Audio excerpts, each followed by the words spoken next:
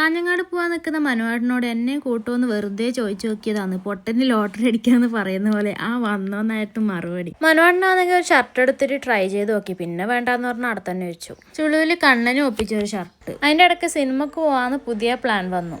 അതുകൊണ്ട് വേഗം ഫുഡ് കഴിക്കാൻ വേണ്ടി ഓറെക്സിലോട്ട് വിട്ടു. ഞാനാണെങ്കിൽ നൂഡിൽസ് ഓർഡർ ചെയ്തു. മനുവാടിനും ഉണ്ണിയാടിനും ഫിഷ് ബിരിയാണി. കണ്ണനാണെങ്കിൽ ഇതൊന്നും വേണ്ട, ചിക്കു ഷേക്ക് മതി എന്ന് പറഞ്ഞാൽ അത് കഴിച്ചു. 2:30 തുടങ്ങുന്ന പടത്തിന് 2:40 ആയപ്പോഴാണ് എത്തിയത്.